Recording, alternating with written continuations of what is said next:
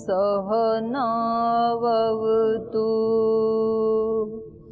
सहनौ भुनक्तु सह वीर्यं करवावहै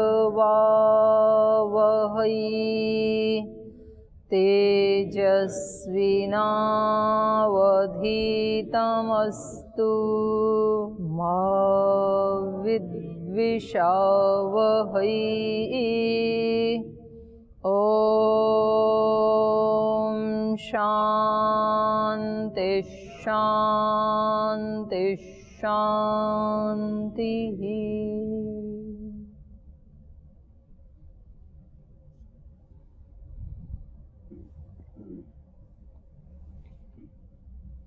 इससे पीछे वाले से पूछना है कुछ आधिदैविक। ओम दीदी,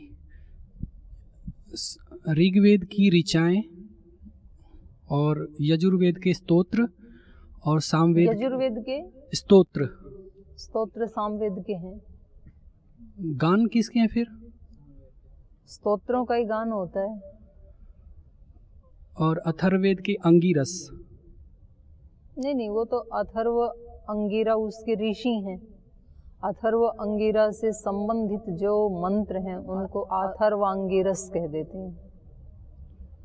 और जो ऊपर की जो मधुनाड़ियां हैं उनमें जो बताया गुढ़ आदेश, गुह्य आदेश बताए थे ना? गुह्य आदेश जो शहद की मक्खियां हैं, और वो ब्रह्मवेद अमृतों का अमृत। चार वेदों में जो आदेश हो गए वो तो स्पष्ट आदेश हैं ऋषियों के या ईश्वर के, और कुछ उससे अतिरिक्त आदेश भी तो होते हैं ना। फिर जब जिसको जो चारों वेदों का ज्ञाता है,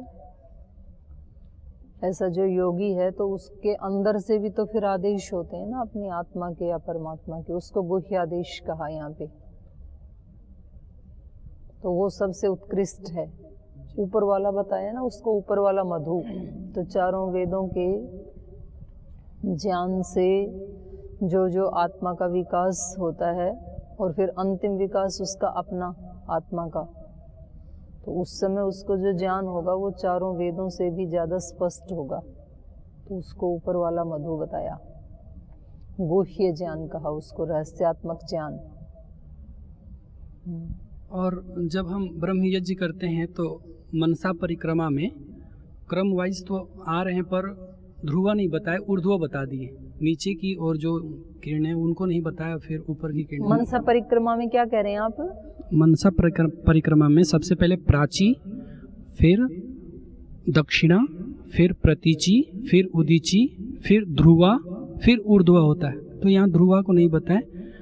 नीचे का है ही नहीं ना उसमें, पृथ्वी लोक तो है ही नहीं वहाँ पे, अंतरिक्ष है।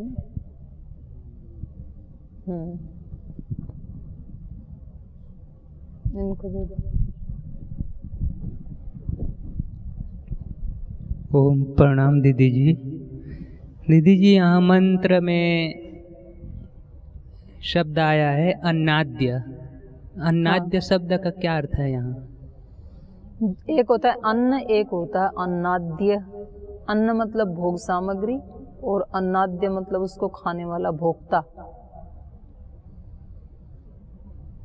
तो यहाँ अन्नाद्य रसो अजायत कहा है, तो उसका क्या अर्थ हो रहा है? जो अमृत निकला था वो पूछ रहे हैं आप?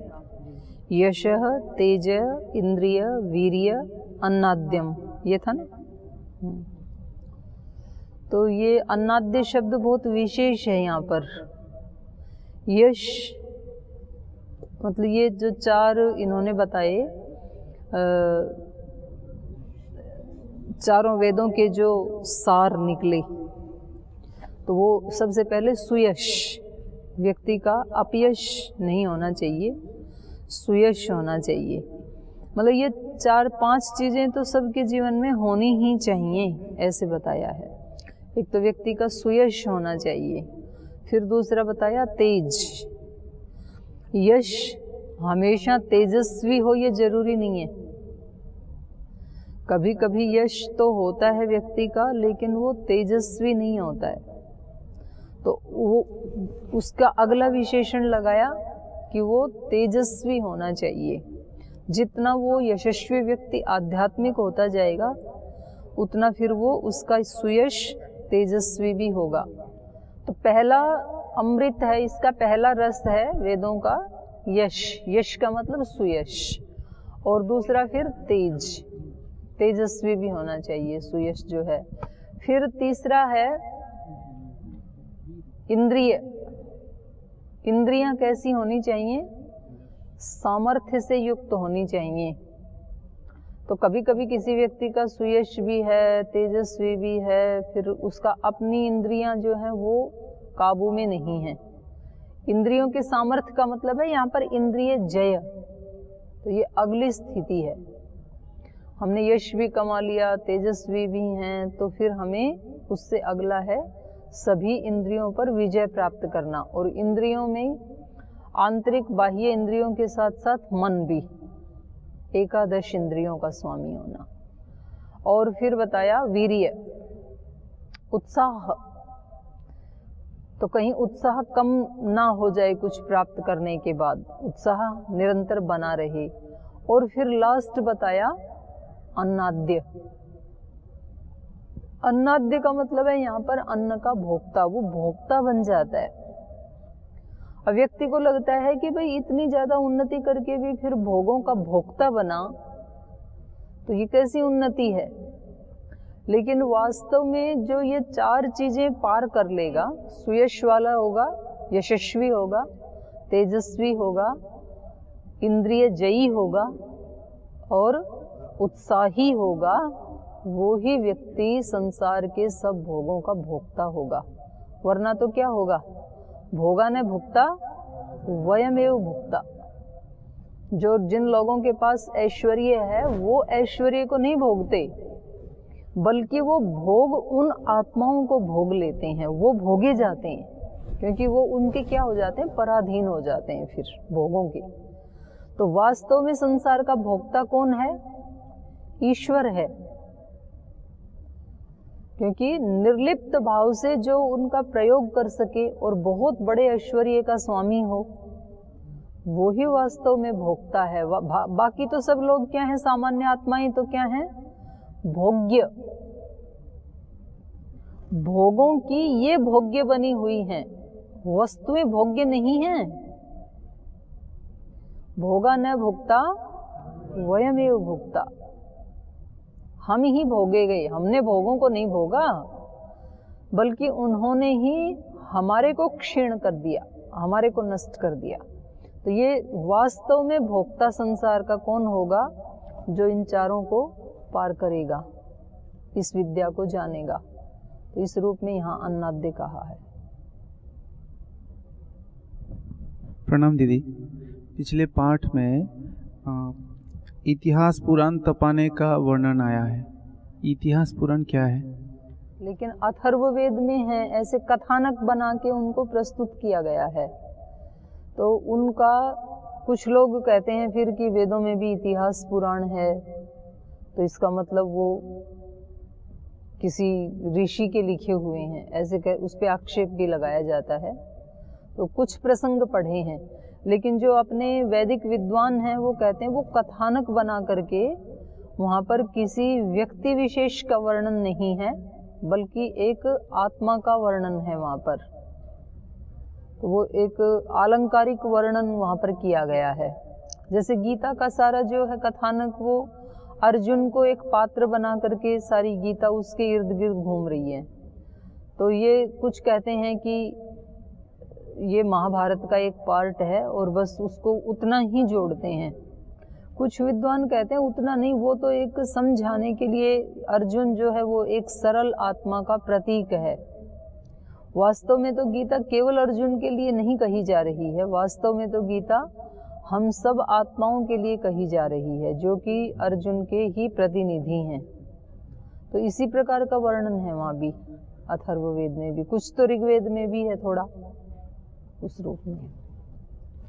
ये जो ब्रह्म एव पुष्पम इस प्रकार बताया, यहाँ पे ब्रह्म को पुष्प किस कारण से बताया जा रहा है? वहाँ अपनी आत्मा ही ब्रह्म है, विराटता को प्राप्त हो गए ना। तो ब्रह्म के कई अर्थ हैं। ब्रह्म का अर्थ है ज्ञान, ब्रह्म का अर्थ है विराट, ब्रह्म का अर्थ है बृहत, ब्रह्म का अर्थ है वेद, ब्रह्म का अर्थ है ब्रह्म साक्षात ईश्वर। और यहाँ यज्ञ पर अर्थ करेंगे तो जो चारों वेदों का ज्ञाता होता है ब्रह्मा, तो फिर वो अर्थ हो जाएगा। अब इसी को ना ये आध्यात्मिक विकास के बारे में बताएंगे। जैसे वहाँ 5 बताए मधु के स्रोत और 5 रस बताए उसके, अब उसको पिंड में घटाएंगे।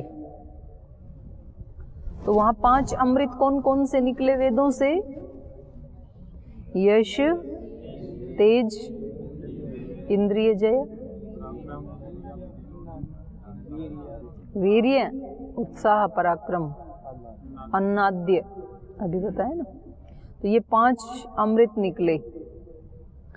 तो उसी को अब आगे बढ़ा रहे हैं। तद यत प्रथमम अमृतम तद वसव उपजीवन्ति अग्निना मुखेन न वै देवा अश्नन्ति न पिबन्ति तदेव अमृतम दृष्ट्वा तृप्यन्ति। तो कह रहे हैं वो जो 5 अमृत निकले थे, अगर वहाँ तो किसको हमने मधु माना था? आदित्य को। यहाँ सारे जीवन को ही यदि हम मधु मान लें तो इसमें कौन कौन से रस हैं फिर जीवन में? तो कह रहे हैं वहाँ पर जो पहला अमृत बताया था 5 अमृत में से, तद्यत प्रथमम अमृतम तद वसव उपजीवन्ति अग्निना मुखेन। उन 5 में से जो सबसे शुरू वाला अमृत था वो जीवन में क्या है? वसु ब्रह्मचारी, माने 24 साल तक ब्रह्मचर्य का पालन सबको करना चाहिए, और उससे जो प्रसन्नता मिलती है, जो आनंद मिलता है, वो पहला अमृत है जीवन का। तद यत प्रथमम अमृतम तद वसव। और उस अमृत का पान कौन करते हैं? अग्निना मुखेन वसव उपजीवन्ति। अग्नि मुख वाले वसु ब्रह्मचारी उस पे जीवित रहते हैं, उसको पसंद करते हैं उस अमृत को, क्योंकि न वै देवा अश्नन्ति न पिबन्ति। जो दैवी प्रकृति के लोग होते हैं, जो देव प्रकृति के लोग होते हैं, वो ना तो खाने पीने में रुचि लेते हैं, ना खाने में लेते हैं, ना पीने में लेते हैं। अन्य विविध प्रकार के पेय पदार्थों में रुचि नहीं रखते हैं, विविध प्रकार के खाद्य पदार्थों में भी रुचि नहीं रखते हैं, बल्कि रुचि किस में रखते हैं? वो ब्रह्मचर्य में रुचि रखते हैं, अमृत में रुचि रखते हैं वसु ब्रह्मचारी। तो कह रहे हैं न वै देवा अश्नन्ति न पिबन्ति एतदेव अमृतम दृष्ट्वा। इस अमृत को देख करके ही तृप्यन्ति, तृप्त रहते हैं। देवों में भी कई सारी श्रेणियां हैं, जैसे मनुष्यों में भी तो कई श्रेणियां हैं। कुछ उत्तम श्रेणी के मनुष्य होते हैं, कुछ मध्यम श्रेणी के मनुष्य होते हैं, कुछ सामान्य श्रेणी के मनुष्य होते हैं, कुछ निम्न श्रेणी के मनुष्य होते हैं। तो श्रेणी है। ऐसे ही देवों में भी श्रेणियां होती हैं, उत्कृष्ट श्रेणी के देव, फिर उससे तो ये 5 श्रेणियां इसमें गिनाएंगे देवों में भी। जैसे अमृत में भी श्रेणियां गिनाई इन्होंने, तो सबसे पहली प्रथम श्रेणी अमृत की क्या है? पहली श्रेणी क्या है? यश। और दूसरी श्रेणी तेज, तीसरी इंद्रिय जय या इंद्रिय सामर्थ्य, और चौथी वीर्य, साहस, और 5वीं अन्नाद्य। ये सबसे उत्कृष्ट श्रेणी है देवों की। कौन सी? भोक्ता बनना, अन्नाद्य बनना, सबका मालिक बन जाना। सच्चा स्वामी वही होता है। आप अपने नाम के सामने स्वामी लगाते हैं ना सन्यासी, असली स्वामी कौन है? जो भोक्ता बन जाता है, भोग्य नहीं रहता है किसी चीज का। नहीं तो हम क्या करते हैं? हम भोग्य बने रहते हैं। हमारी कामनाएं हमारी भोक्ता होती हैं, कामनाओं के वशीभूत होते हैं ना हम। हमारी कामना है कि दूसरे हमारे साथ ऐसा व्यवहार करें, फिर वो वैसा कर लेते हैं तो हम तृप्त रहते हैं, वो वैसा नहीं करते हैं तो फिर हम दुखी होते हैं। तो इसका मतलब है कि ये मेरे अंदर जो कामना है कि दूसरे मेरे साथ ऐसा व्यवहार करें, ये कामना मेरी स्वामी बनी हुई है, मैं इस कामना का स्वामी नहीं हूँ। तो ये सबसे उत्कृष्ट श्रेणी है देवों की, अन्नाद्य बनना, भोक्ता बनना। तो सबसे पहली श्रेणी कौन सी है देवों की? वो श्रेणी आप लोग हैं, वसु ब्रह्मचारी। देवत्व, जीवन को ही पूरा देवत्व मान लें तो उसमें पहला देवत्व, देवत्व की प्रथम श्रेणी क्या है? वसु ब्रह्मचारी। यहाँ से देवत्व शुरू हो गया। जो आप बैठे हैं ना, ये सब देवों की प्रथम श्रेणी है ये। तो जो वास्तव में नैष्ठिक ब्रह्मचारी हैं, वसु ब्रह्मचारी हैं, वो ज़्यादा खाने पीने की चीज़ों में उनका ध्यान नहीं रहता है। उनका ज़्यादा ध्यान रहता है कैसे मैं अपने अंदर आत्मा के गुणों का कैसे वर्धन करूं, कैसे बढ़ाऊं। आत्मा के गुण क्या क्या हैं? सारे जितना भी शुभ वर्ग है वो सब आत्मा के ही गुण हैं। पवित्रता, दिव्यता, शांति, करुणा, प्रेम, साहस, उत्साह, पराक्रम, धैर्य, क्षमा, सहनशीलता, ये सारे आत्मा के ही गुण हैं। तो इस व्यक्ति को क्या लगता है कि मैं इनको ज़्यादा बढ़ाऊं, और जो वास्तव में ब्रह्मचारी नहीं हैं उनका ध्यान ज़्यादा कहाँ रहता है? कौन सा खाना खाऊं, कौन सा पेय पीऊं, किसके साथ मजाक कर लूं, किसके साथ घूमने चला जाऊं, वो ये चक्करबाजी में रहता है। फिर तो उसको ये अमृत नहीं मिलेगा, दिव्यता नहीं आएगी उसके जीवन में। तो दोनों ही प्रकार के लोग मिल जाते हैं। तो कुछ ब्रह्मचारी ऐसे हैं वो अपने काम से काम रखते हैं। जैसे मैंने उस दिन बताया, वो आचार्य कुलम में जो बच्चा फर्स्ट आया है अपने काम से काम रखता है। ऐसे हमारे यहाँ भी हैं कुछ ब्रह्मचारी, अपने काम से काम रखते हैं, अपने सब काम ठीक रखते हैं। इधर उधर की बातों में, किसी की निंदा चुगली में, किसी का गुण दोष देखने में उनके पास टाइम नहीं होता है। वो अपना सब समय सृजनात्मक कार्य करने में, उपयोगी कार्य करने में लगे रहते हैं। उत्पादक उनका जीवन होता है, कुछ ना कुछ वो नया क्रिएशन करते रहते हैं। तो इनको देवों को किस में रुचि होती है? इस दिव्यता को प्राप्त करूं। अग्निमुख कहा यहाँ पर। ये वसु कैसा होता है? अग्निमुख वाला। तेज की भी तो श्रेणियां हैं ना, तो सबसे छोटी श्रेणी है उसकी अग्नि। पृथ्वी में रहने वाला है ना अग्नि। वैसे तो अग्नि का जब व्यापक अर्थ करेंगे तो अग्नि का अर्थ ही फिर राजा हो जाता है, अग्नि का अर्थ गुरु होता है, अग्नि का अर्थ फिर ईश्वर भी होता है, अग्नि मेले। लेकिन यहाँ पर भौतिक अग्नि की दृष्टि से देखा जा रहा है, केवल अग्नि का अर्थ यहाँ भौतिक अग्नि किया जा रहा है। तो अनेक जो ज्योति हैं उनमें जीवन में जो दिव्यता आनी है वो भी एक अग्नि है। तो उसमें वसु ब्रह्मचारी की जो अग्नि है, जो तेज है, तो वो देवत्व की क्या है? शुरुआत है, वो प्रथम श्रेणी है, वो वसु ब्रह्मचारी बनना। तो इसलिए इसका मुख कैसा होता है? अग्निमुख कहा उसको, वसु ब्रह्मचारी को अग्निमुख वाला।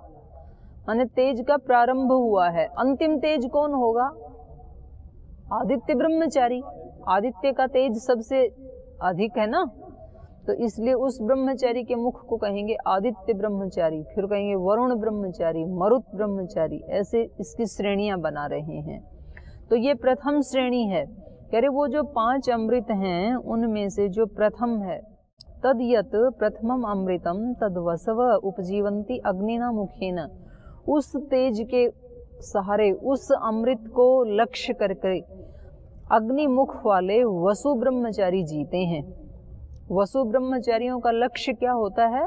अग्निमुख होना, अग्नि के समान तेजस्वी मुख वाला होना। मुख का मतलब होता है प्रवृत्ति।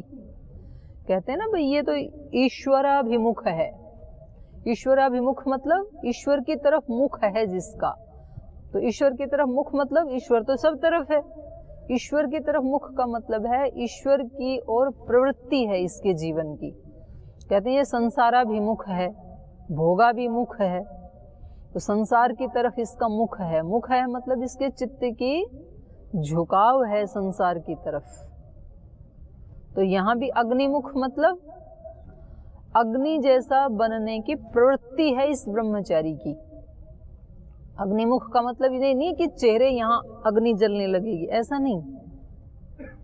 अग्निमुख का मतलब है यश की तरफ।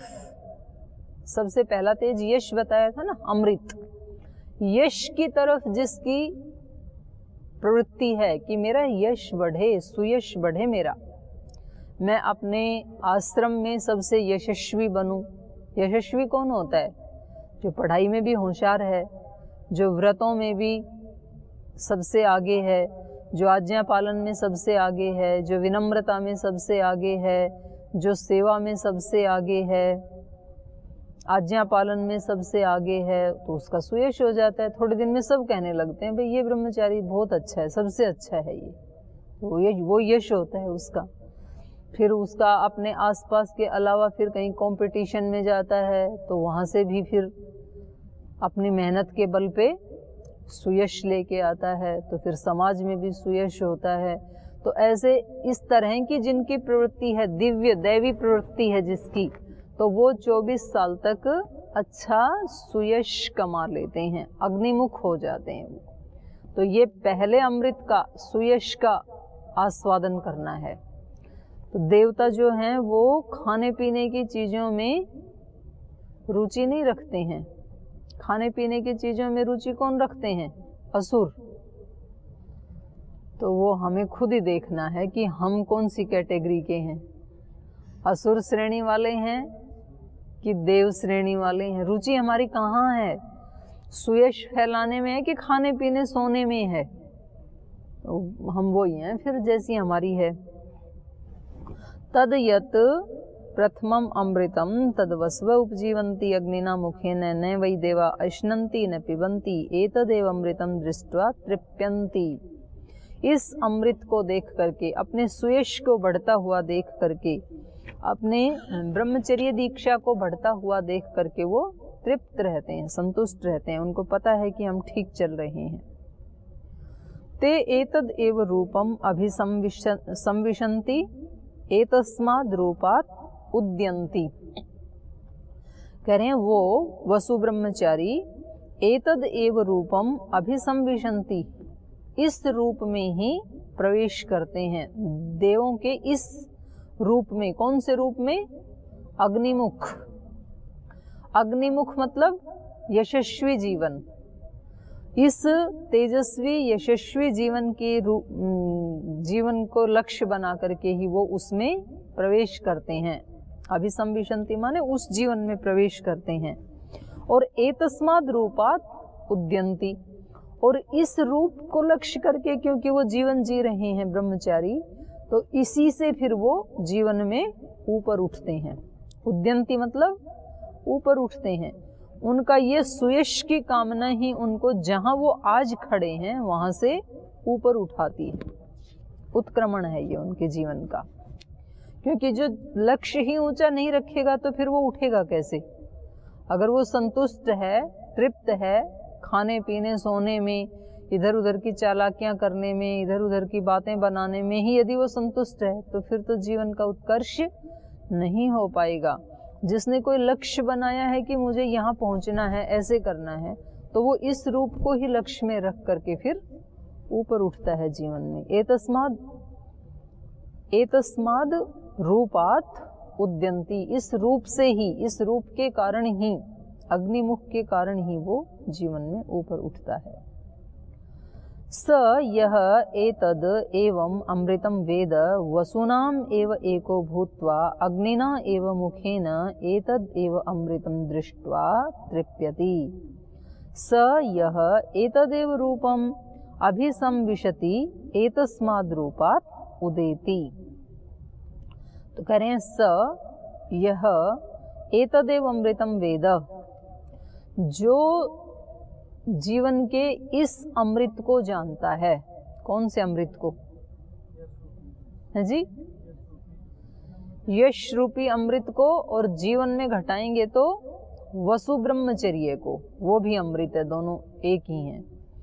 तो यश रूपी अमृत को या वसु ब्रह्मचर्य रूपी अमृत को जो जानता है, सह यह एतद एवं अमृतम वेद, जो इस अमृत को जानता है, वसुनाम एव एको भूत्वा, तो वो वसुओं में एक वसु बन जाता है। जो जैसे वसु ब्रह्मचारी यशस्वी होते हैं, वैसे ही उनका ही एक रूप ये भी बन जाता है। तो उस दिन मनीष जी पूछ रहे थे ना कि वसु 8 ही हैं क्या? 8 ही नहीं है, जो भी वैसा आचरण करेगा वो उन्हीं में एक संख्या और बढ़ जाएगी, अनेक हो सकते हैं, अनंत हो सकते हैं, जो जो भी करेगा उतनी उतनी संख्या बढ़ जाएगी। तो उसमें कोई लिमिट नहीं है कि इतने ही वसु ब्रह्मचारी होंगे। तो कह रहे हैं जो ऐसा करता है, जो ऐसा जानता है, वेद वसुनाम एव एको भूत्वा, वो वसुओं में ही एक वसु बन करके वो भी एक वसु ब्रह्मचारी बन जाएगा।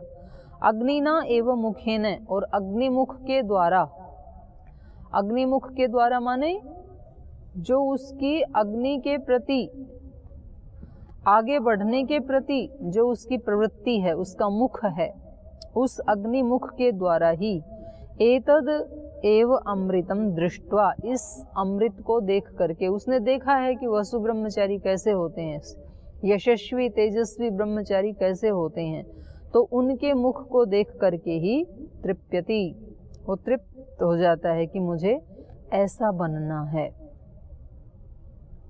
स यह एतद एवं रूपम अभिसंविशति, तो ऐसा देख करके वो इस मुख में प्रवेश करता है, माने इस जीवन में प्रवेश करता है। वो ब्रह्मचर्य की दीक्षा लेता है, ब्रह्मचर्य के नियमों का पालन करना शुरू करता है।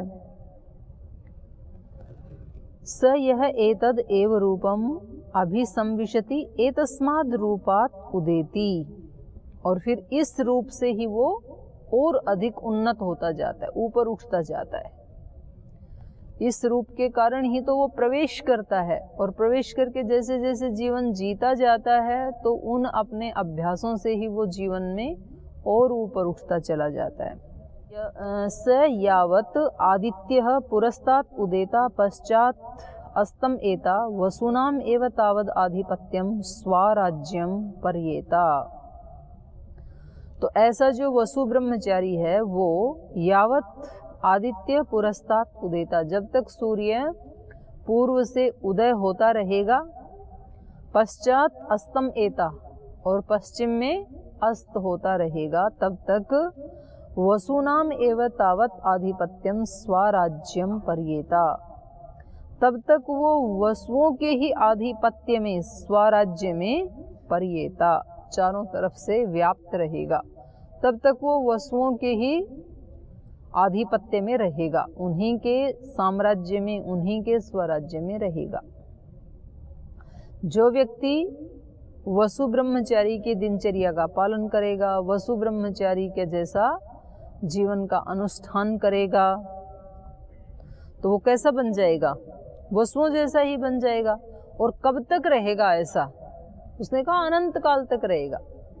जब तक सूरज पूर्व से उदय होगा, पश्चिम में अस्त होता रहेगा, तो कब तक होता रहेगा? जब तक सृष्टि रहेगी ऐसा ही रहेगा। तो तब तक वो भी क्या होगा? वसुओं में, उनके साम्राज्य में, उनके आधिपत्य में निवास करता रहेगा।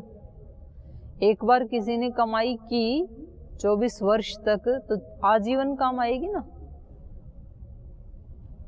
तो ये पहले अमृत के बारे में इन्होंने कहा। अथ यद द्वितीयम अमृतम तद रुद्र उपजीवन्ति इंद्रेण मुखेन न वै देवा अश्नन्ति न पिबन्ति एतदेव अमृतम दृष्ट्वा तृप्यन्ति। दूसरा अमृत वहां पर बताया था तेज। तो ये सुयश तो हो गया, इसका यशस्वी तो हो गया ये वसु ब्रह्मचारी, लेकिन अभी इसके जीवन में और ज़्यादा तेजस्वी होना बाकी है। तेजस्वी ब्रह्मचारी कौन होगा? जो रुद्र ब्रह्मचारी होगा, और जो 12 वर्ष तक ब्रह्मचर्य का पालन करेगा, 24 वर्ष के बाद भी। तो वहाँ पर बताया था दूसरा अमृत तेज। तो अब ये सोचता है कि मेरे जीवन में तेजस्विता और आनी चाहिए। तेजस्विना अवधीतमस्तु। अभी तो पढ़ा है केवल 24 साल तक, अभी पढ़ाया तेजस्वी होना चाहिए। तो वो मेरे जीवन में भी आए और मेरे संपर्क में जो आए उनके जीवन में भी आए, तो फिर वो तेजस्वी होता है।